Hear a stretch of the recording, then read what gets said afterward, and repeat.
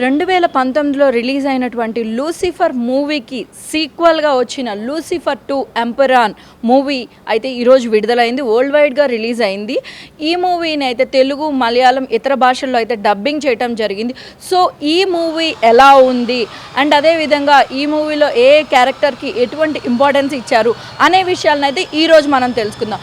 ముఖ్యంగా చూస్తే ఈ లూసిఫర్ మూవీలో మోహన్ లాల్ అండ్ అదేవిధంగా టివోనీ ఆంటోనీ అండ్ అలానే మంజు వారియర్ అండ్ ఇంకా మిగిలిన చాలామంది ప్రధాన పాత్రల్లో యాక్ట్ చేయగా ఈ మూవీని పృథ్వీరాజ్ సుకుమారన్ అయితే డైరెక్షన్ అందించారు. అండ్ ముఖ్యంగా చెప్పుకుంటే కనుక ఈ మూవీకి మురళీ గోపి అయితే కథను అందించడం జరిగింది. ఇది లైకా ప్రొడక్షన్స్ పతాకం మీద అయితే ఈ మూవీ నిర్మాణం జరిగింది.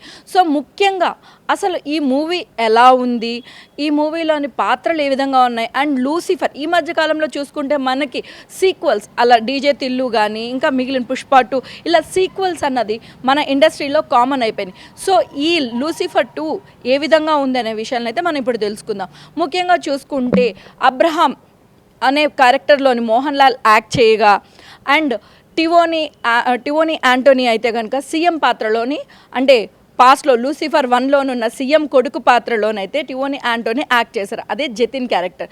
జతిన్ని లూసిఫర్ 1లోనైతే జతిన్ని సీఎం చేయడం అది ఇక్కడ కంటిన్యూ అవుతూ ఉంటుంది. సో సీఎం అయిన జతిన్ ఎవరికి చెప్పకుండా సడన్గా ఒక పర్టికులర్ ఒక సంస్థతోని చేరి అంటే ఇంకొక పార్టీతో చేతులు కలిపి తన కాన్స్టిట్యుయెన్సీలోనే ఒక నెడుంపల్లి అనే ఒక డ్యామ్ని కూల్చివేసి అదేవిధంగా అక్కడ ఒక పవర్ ప్రాజెక్ట్ కట్టాలని కానీ ఇట్లా తీసుకునే కొన్ని నిర్ణయాల కోసం తన పార్టీనే మార్చడం అనే ఒక పెద్ద నిర్ణయాన్ని తీసుకోవడం.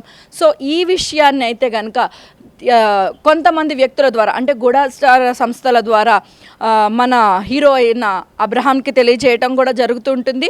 సో ఈ విషయాన్ని వ్యతిరేకించిన మంజు వారియర్ అంటే ప్రియా దీన్ని వ్యతిరేకించి నెడుంపల్లికి వెళ్ళి అక్కడ సభ పెట్టడం, ఆ సభలోని ఆమె మీద దాడి జరగడం ఇలాంటి అంశాల చుట్టూ అయితే కథ తిరుగుతూ ఉంటుంది.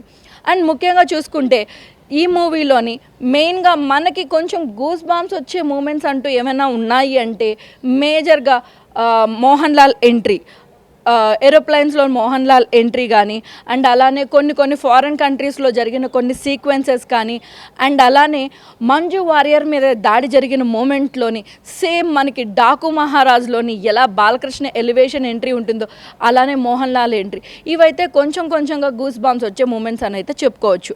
అండ్ ఈ మూవీకి మేజర్గా ప్లస్ పాయింట్స్ అయితే కనుక విజువల్స్ అండ్ ప్రొడక్షన్ వాల్యూస్.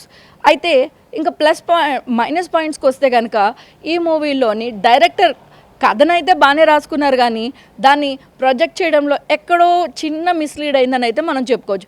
ఎందుకంటే లూసిఫర్ 1 చూసుకుంటే కనుక మనకి ప్రతి 10 మినిట్స్కి ఒక్కసారి కనుక మనకి ఆ ట్విస్ట్లు క్యారెక్టర్ రివీల్ చేయటం కానీ అండ్ గూస్ బాంబ్స్ వచ్చే మూమెంట్స్ కానీ హై ఇచ్చిన మూమెంట్స్ అయితే చాలా ఉన్నాయి. కానీ ఈ లూసిఫర్ 2లో అలాంటి మూమెంట్స్ అయితే చాలా మట్టుకే మిస్ అయ్యాయని చెప్పుకోవచ్చు. అండ్ మోర్ ఓవర్ దీన్ని తెలుగులో డబ్ చేయడంలో ఎక్కడో మిస్ఫైర్ అయిందని కూడా అనిపిస్తుంది. ఎందుకంటే ఆ లాంగ్వేజ్ అన్నది ఆల్మోస్ట్ మనకు తెలుగు ప్రేక్షకులకి అంతగా ఎక్కని అంత లాంగ్వేజ్ లాగా అయితే కనుక ఉండడంతో సో లూసిఫర్ తెలుగులో కొంచెం తగ్గచ్చు, కలెక్షన్స్ తగ్గచ్చు అని అయితే అంచనా వేస్తుంది. కానీ మలయాళంలో అయితే మాత్రం లూసిఫర్ 2 బాక్స్ ఆఫీస్ని బద్దలుగొట్టిందనే చెప్పుకోవచ్చు. సో ఇది లూసిఫర్ మూవీ గురించిన ముచ్చట్లు. సో మీకు లూసిఫర్ మూవీ ఎలా అనిపించిందో కింద కమెంట్ సెక్షన్లో కమెంట్ చేయండి.